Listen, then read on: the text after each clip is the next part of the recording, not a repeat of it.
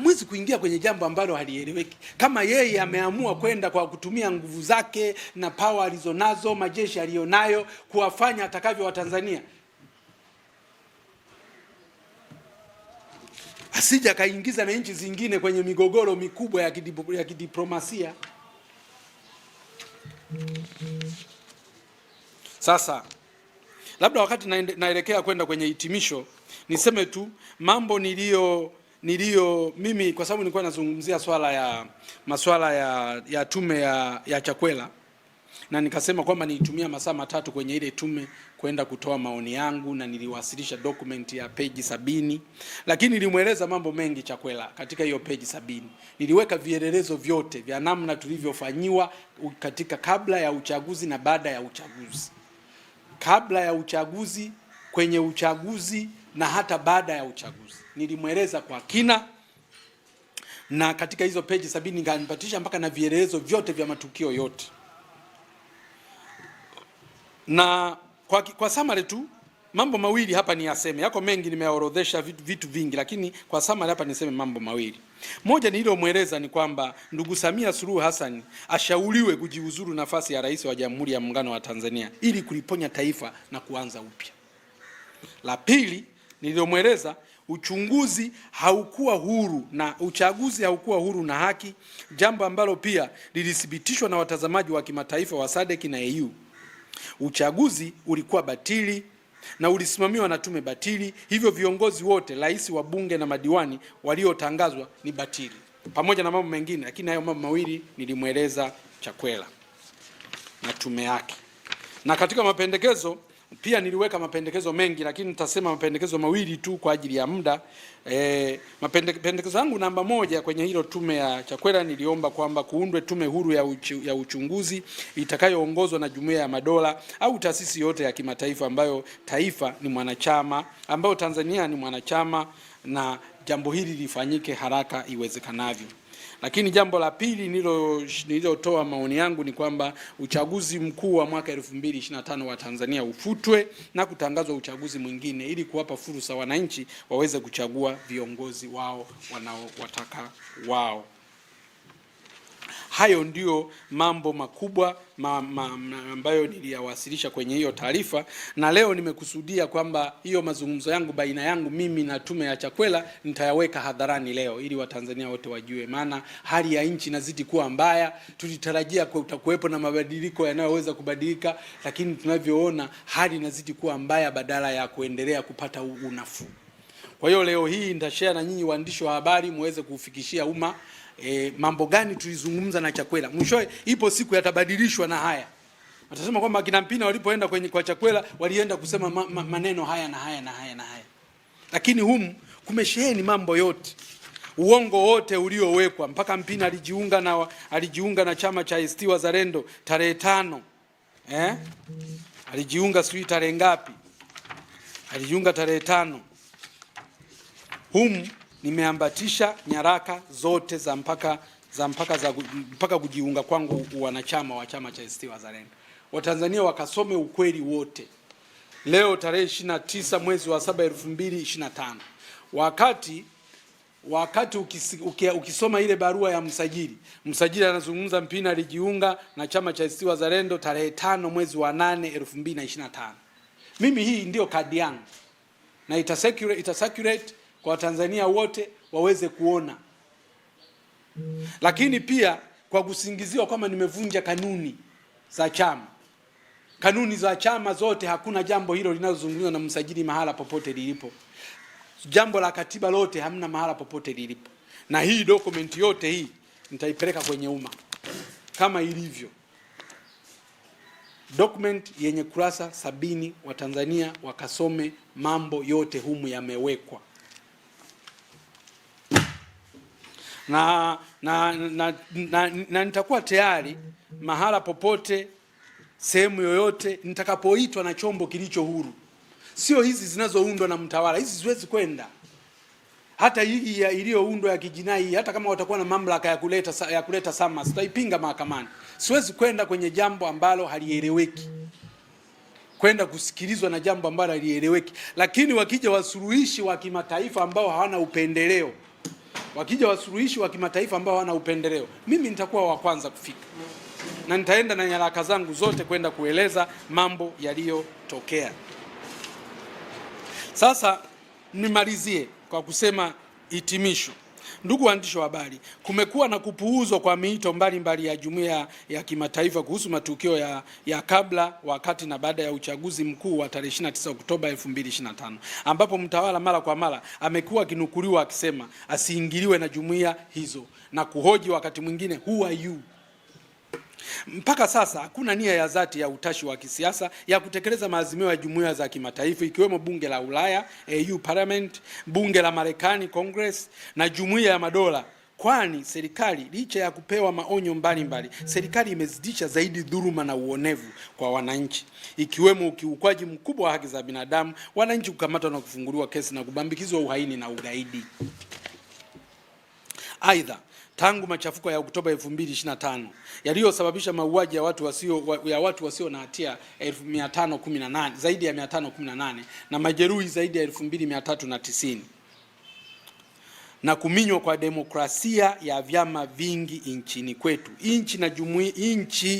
nchi za jumuiya za Umoja wa Afrika AU, jumuiya ya nchi za kusini mwa Afrika SADC na jumuiya ya Afrika Mashariki EAC haijajishughulisha na mkwamo wa kisiasa uliokumba taifa letu la Tanzania, jambo ambalo ni la kushangaza na sio kawaida, kwani tunakumbuka ilipotokea machafuko ya uchaguzi nchini Kenya mwaka 2007, AU ilipeleka tume ya usuluhishi ambayo ilifanya kazi nzuri sana na kupata mwafaka katika nchi hiyo. Sasa leo hapa Tanzania tujiulize, AU wanasubiri Tanzania mpaka wauawe wananchi wangapi?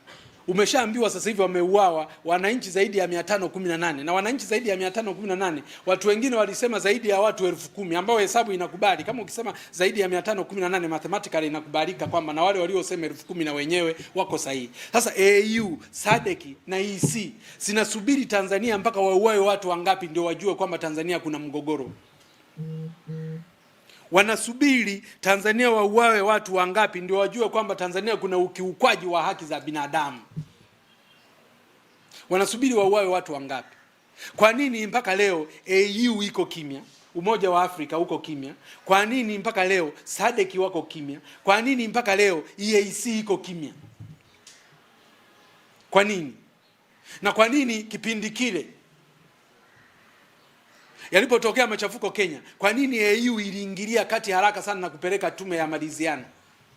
Kwa nini leo tunazungumzia jumuiya ya madola, watu wa mbali huko kuja kuingia kwenye bara hili na kufanya na kuona kwamba kuna tatizo Tanzania, lakini AEC, jumuiya ya Afrika Mashariki, haioni kama kuna tatizo Tanzania? Umoja wa Afrika hauoni kama kuna tatizo Tanzania? Jumuiya ya Afrika Kusini jumuiya ya nchi za Afrika, jumuiya ya nchi za kusini mwa Afrika, na zenyewe hazioni kama kuna tatizo Tanzania. Watu wameuawa zaidi ya 518. Watu kila leo wanafunguliwa kesi za ugaidi na uhaini. Watu kila leo wanatekwa na kupotea. Wao hawajaona kama kuna ukiukwaji wa haki za binadamu. Wao hawajawahi kuona. Leo Tundu Lissu yuko mahakama, yuko magereza mwaka mzima na kitu, mwenyekiti wa chama kikuu cha upinzani nchini. Wagombea wamefutwa kugombea kwa mabavu, kwa nguvu. Hizi jumuiya za Afrika wenyewe wanasubiri mpaka iweje ndio waje kutatua matatizo yaliyopo hapa. Na kwa nini viongozi waliokuwepo kule nyuma walikuwa wanaona dosari, wanakimbia haraka sana kwenda kuitatua? Kwa nini leo kwenye bara la Afrika imeshindikana? Hao viongozi wetu hao wanakutana na hizi jumuiya ziko kwa ajili ya nini? Na kama Tanzania inaendelea kulipa fedha kwenye jumuiya hiyo, Watanzania wanaendelea kulipa hizo fedha zao kwa ajili ya nini kwenye hizo jumuiya? Kwa ajili ya kufanya nini kama jumuiya zenyewe ni kama zipo hazipo?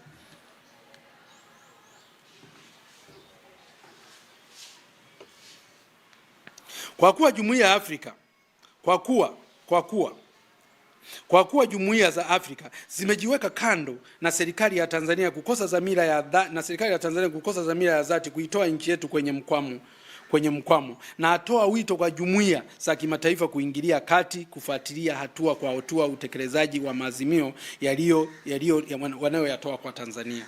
Aidha, kwa hali inavyoendelea, nchi yetu inaenda kutengwa itawekewa vikwazo au kufukuzwa uwanachama kabisa wa jumuiya za kimataifa. Kwa namna tunavyoenda tunaweza kufikishwa huko, na taifa letu likifikishwa huko tumeingia kwenye matatizo makubwa. Taifa letu ni changa, na kwamba ustawi wake unategemea ushirikiano wa nchi nyingine, ikiwemo upatikanaji wa mikopo, dawa zote ziwe za binadamu, ziwe za wanyama, ziwe za mimea, masoko ya mazao ya kilimo, masoko ya mazao yote tunategemea nje, mazao, kilimo, mifugo, uvuvi, misitu, madini, pembejeo, mpaka nguo, matibabu, biashara, ushirikiano wa kitaaluma, masoko, diplomasia, wawekezaji, watalii, tunategemea. Na hata tulipouliza kwamba who are you, ilifedhesha sana. Mtu ambaye ni tegemezi kiasi hiki unawahoji who are you? Kwa mtu tegemezi kama wewe, paka hata dawa tu za kuwatibu watu wako huna dawa hata ya kuanzia. Huna dawa hata ya kuanzia. Kukodi hatuwezi kukusanya, tunategemea kukopa na kuomba misaada. Sasa tukiingia kwenye mgogoro huu mkubwa kwa mahitaji haya tunaowahitaji, ustawi wa taifa letu utakuwaje? Baadhi ya nchi ya Afrika zilizowahi kutengwa, kuwekewa vikwazo na kusimamishwa wanachama wa Jumuiya ya Madola, mfano nchi ya Zimbabwe, CMAG ilisimamisha wanachama Zimbabwe tangu Machi 2002, miaka 24 iliyopita, kufuatia ghasia ya uchaguzi mkuu wa mwaka huu wa urais uliokuwa na ushindani mkubwa baina ya Robert Mugabe wa chama cha ZANU-PF na Morgan Tsvangirai wa chama cha Movement for Democratic Change MDC. Kutengwa kwa nchi ya Zimbabwe na Jumuiya ya Madola kumepelekea wananchi wa taifa hilo kupata mateso na matatizo makubwa kupindukia. Paka leo Zimbabwe hakujakaa sawa. Michezo hii mnaambiwa hivi mnatokea huku, mnaambiwa hivi mnatokea huku, mnaambiwa huku mnatokea huku. Mwisho kweli mnafungiwa. Wa Zimbabwe leo wanateseka leo. Wa Zimbabwe wanateseka, watoto wanaozaliwa leo Zimbabwe kwa makosa yaliyofanywa na viongozi ambao leo hawako hata madarakani. Tayari nchi yetu imeanza kuonja mazira makubwa ya kuwekewa vikwazo na jumuiya za kimataifa, licha ya serikali kueleza kuwa wamepeleka barua 25 za kujitetea duniani. Marekani ilipitisha azimio la kisheria la maseneta wake wawili ambao ni Ted Cruz wa chama cha Republican na Jen Shaheen wa chama cha Democrat ya kuionya na baadaye kuiwekewa vikwazo Tanzania.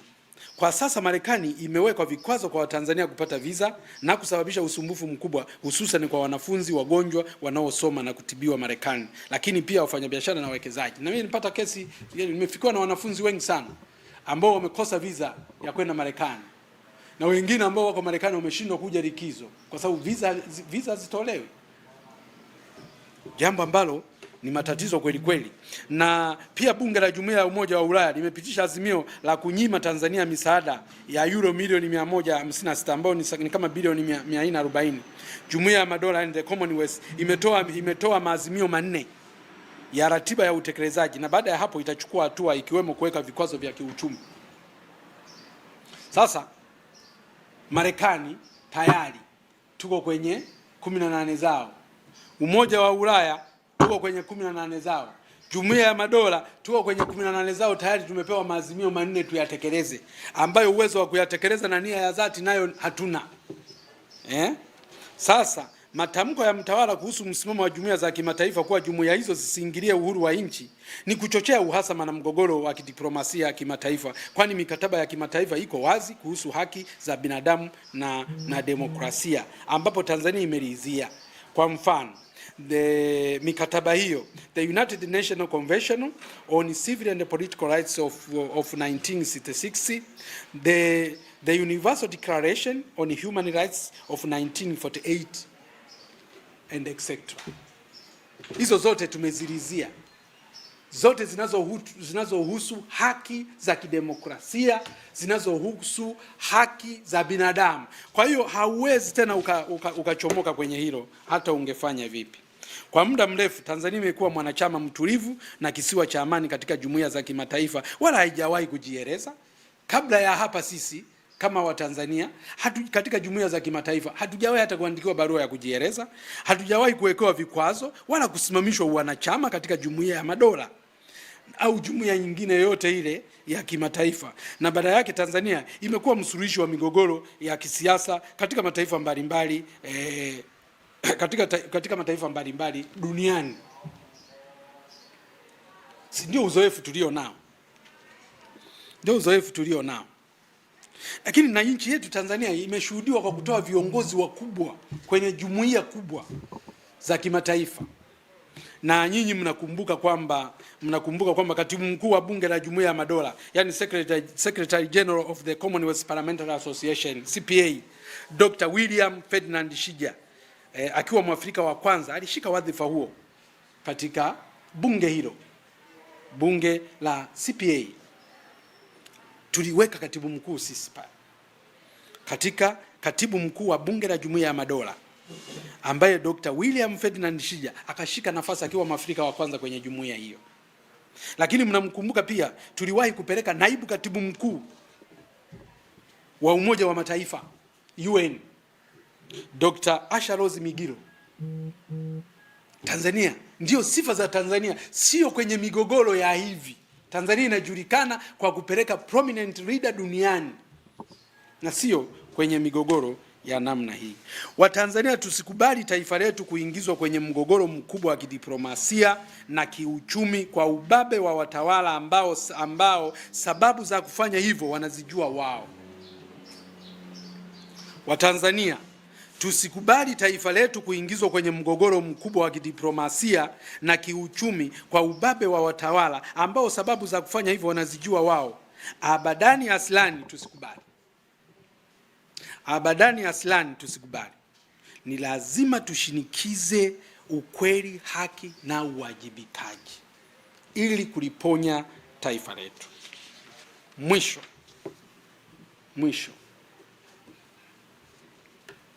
msimamizi huru mediator atafute kwa uangalifu mkubwa na kwa wakati ili kulinusuru taifa letu, kurejesha amani, utulivu na demokrasia ya kweli nchini. Wapo watu mashuhuri wenye uzoefu mkubwa katika utatuzi wa migogoro ya kisiasa sehemu mbalimbali duniani. Kwa mfano mzee Thabo Mbeki, Abiy Mohamed, huyu ni wa Ethiopia, Abiy Ahmed, Dr. Lazarus Chakwera aliyeletwa na Jumuiya ya Madola hapa, mwana Afrika mwenzetu na yuko tu hapa Malawi. Lakini mzee Obasanjo, hawa wazee wapo. Afrika inashindwa nini? AU inashindwa nini? SADC inashindwa nini? EAC inashindwa nini? Kuwaleta hawa wazee waje wafanye kazi hapa ya kulisaidia taifa letu. Lakini ndani ya nchi wako watu wanaoheshimika na kuaminika katika kusimamia haki kama mzee Joseph Sinde Warioba, Profesa Anna Tibaijuka, mzee Juma Duni Haji au Babdun, Profesa Raymond Mosha, Profesa Isa Shivji, Dr. Helen Kijo Bisimba, mzee Jenerali Twaha Ulimwengu. Hawa ni watu ambao wako neutral, unaweza kuwakabidhi jukumu wakalifanya vizuri kabisa. Ukichukua watu wa nje ukaunganisha na watu tulionao hapa ndani, watu prominent ambao wanaisema kweli. Na hapa nimezungumza, ndio maana unaona hapa combination ya hapa unakuta kuna wana CCM mle, kuna Chadema mle, kuna ACT Wazalendo mle, kuna academician wanazuoni tu mle, kuna independent watu wazoefu wa mambo ya nje na nini, wazoefu wa masuala mbalimbali bila kujali. Ndio maana nimeweza kuwataja. Mimi ni mpinzani lakini nimewataja baadhi ya wana CCM wako humu. Tunawaamini kutokana na wanavyoweza kusimamia mambo bila kujali mambo ya vyama. Kwa hiyo mimi naamini kwamba tukienda kwenye usuluhishi wa kweli, tukatafuta msimamizi huru wa kututoa hapa tulipo akasimama kama nilivyosema pale awali, ili kila mmoja tupate fursa ya kuingia na kwenda kutoa ushauri na kwenda kuwasilisha changamoto zilizojitokeza. tuna uhakika kabisa kwamba nchi yetu itatoka hapa ilipo. Nchi yetu itatoka hapa ilipo.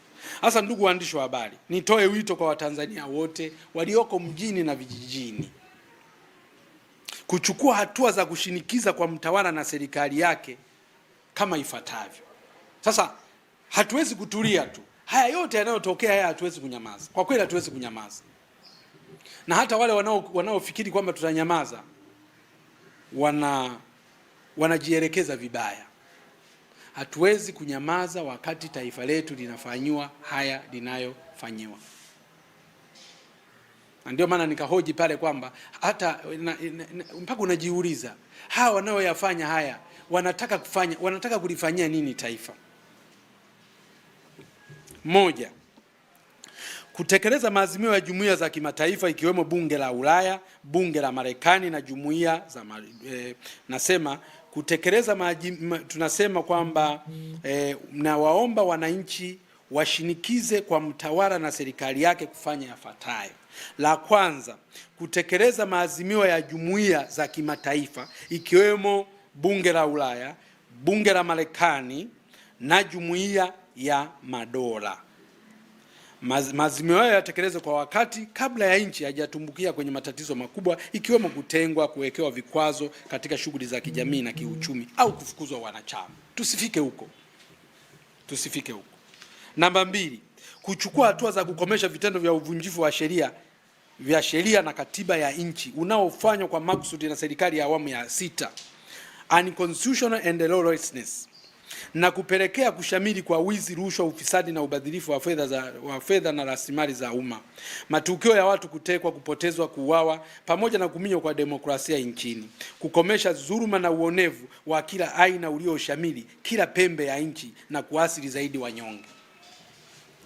Sasa hivi hapa tulipo hapa tuna tatizo kubwa zaidi kuliko hata la katiba, kwamba hata ile katiba tu tulionayo serikali ya awamu ya 6 haitekelezi. Na sio kuitekeleza tu, na sio kwamba haitekelezi tu, inaivunja kila uchao. Kwa sababu hizi changamoto zote hizi tunazoziainisha zimekatazwa kwa mujibu wa katiba. Lakini serikali hii haioni haya kuvunja sheria za nchi, haioni haya kuvunja katiba ya nchi, haioni haya. Na ndio maana kuiba fedha za umma haioni haya. Kuuza rasilimali za nchi haioni haya. Na kutekwa watu na kupotea. Matukio kama hayo ya uonevu wa wazi. Tume zimeundwa na rais zimekataa watu kubambikizwa kesi alizoziunda yeye mwenyewe. Zimesema watu wanaonewa, lakini zinamaliza kutoa matamko watu wanaenda kukamatwa kesho. Kwa hiyo sheria zinavunjwa kila uchao na bila soni. Sasa ina maana taifa hapa lilipofikia, hata ukipata katiba ya namna gani bado taifa hili litatumbukia, kwa sababu kama watu wanaweza kuivunja katiba regardless of, yani inavunjwa. Kwa hiyo wananchi ni lazima waingilie kati kushinikiza kuipiga marufuku serikali ya awamu ya 6 kuvunja sheria za nchi na kuvunja katiba ya nchi. Lakini la 3, lazima washinikize kupatikana kwa katiba mpya na kufumua sheria zote za uchaguzi na kutungwa upya sheria za uchaguzi mapema kabla ya mwaka 2028. Watanzania wananyanyasika kwa sasa hivi kwa sababu wana viongozi ambao hakuwachagua. Sasa kama una kiongozi ambaye hakuchagua, hawezi kukuthamini. Atakufanyia haya kwa sababu hauko connected naye. Hauko connected naye. Kwa hiyo Watanzania washinikize kupatikana kwa katiba mpya haraka sana iwezekanavyo kabla ya mwaka 2028. Katiba mpya hii imepatikana na hili linawezekana, lakini inahitaji mashinikizo makubwa kutoka kwa wananchi wote. Jambo la 4, kufutwa kwa uchaguzi batili wa Oktoba 2025 na kuitisha uchaguzi mpya ili kuwapa nafasi wananchi kuchagua viongozi wao wanaowataka katika ngazi ya rais, wa bunge na madiwani. Haya ndiyo mambo 4 ambayo naweza nikapendekeza katika hii siku ya leo, ambayo ninajadili taarifa ya Jumuiya ya Madola, ninajadili uteuzi wa tume ya jinai iliyoteuliwa na mtawala na kuzinduliwa majuzi. Kwa hiyo pamoja na taarifa hii pia, kama nilivyosema, nitaambatisha kwa maana ya waandishi wa habari watakabidhiwa dokumenti hii ambayo ya siku ile ya tarehe 16 Aprili 2026 Dar es Salaam, nikiwa kwenye tume na Chakwera, na pia mtapata pia kwa maandishi hata hiki ambacho nimekiandika hivi leo. Nimalizie kwa kusema tena niwashukuru sana kwa kushiriki, waandishi wa habari, kwa kutoa hii fursa walau niweze kuzungumza haya mambo ambayo taifa letu linayapitia katika kipindi hiki kigumu, na naendelea tu kusema kwamba ni lazima Watanzania tuendelee kushikamana kuliko wakati wowote. Tuendelee kushikamana kuliko wakati wowote. Na hata vyama vya upinzani, wapinzani wenzangu, na waomba waache mambo hayo ya kutengenezeana maneno ya kutengenezewa nao kesi za hapa na pale. Mnaondoka kwenye jukumu la msingi, mnacheza ngoma ya mtawala. Acheni, tusimameni. Watanzania wanatutegemea. Watanzania kwa sasa wanategemea vyama vya upinzani kuwatoa hapa walipo. Msikubali kufanya dhambi ya kutakasa maovu yaliyofanywa na serikali hii ya CCM. Msikubali. Mwenyezi Mungu atawasaidia. Tunajua ziki kubwa tulizo nazo, maana kufanya upinzani Tanzania ni afadhali hata mababu zetu waliopambana na wakoloni. Hawa wenzetu tulio nao ni zaidi ya wakoloni. Kama wanaweza kuua watu 518 siku moja, wakauawa, wakazikwa, na wengine hata hawajulikani walipo mpaka sasa hivi, na hakuona soni wala kuomba radhi wala kufanya chochote, hakuna mkoloni aliyekuwa mkatili kiasi hicho. Lakini tunaofanya upinzani ambao unaweza ukakamatwa tu wawekwa ndani bila hata sheria, ukaanza kuzungushwa tu na maneno ambayo hayaeleweki. Lakini unaweza ukapotezwa, unaweza ukakamatwa ukakaa gerezani muda mrefu, unaweza ukakamatwa ukaenda kuuawa, unaenda ukakamatwa unashushwa kwenye basi unaenda kuchinjwa hadharani. Maanake tunafanya siasa ambazo ni ngumu kweli kweli. Ni za kipindi ambacho ni dhama ambayo haiwezi kupigiwa mfano, haina record wa ulinganifu, haina best practice. Haina best practice. Ni sisi tunayashuhudia haya. Kwa hiyo msikubali kutumika na watawala hawa, msikubali kutumika na Chama cha Mapinduzi kuindozi uhalifu uliofanyika. Wapinzani tuungane kwa pamoja. Haya mambo mengine ya chama hiki, mara hiki chama kiko hivi, mara hiki chama, tuacheni, tusimame kwenye hoja ya kuwatetea Watanzania. Mijadala mingine itakuja baadaye, lakini cha sasa tunatakiwa kulipigania taifa letu, kulitoa mikononi mwa huu dhalimu unaoendelea. Nadhani nimeeleweka. Asanteni sana, na nyinyi baadhi ya wananchi mliokuja kunisikiliza, na washukuru sana kwa uvumilivu wenu. Najua pia hotuba yangu imekuwa ndefu kidogo. Asanteni sana.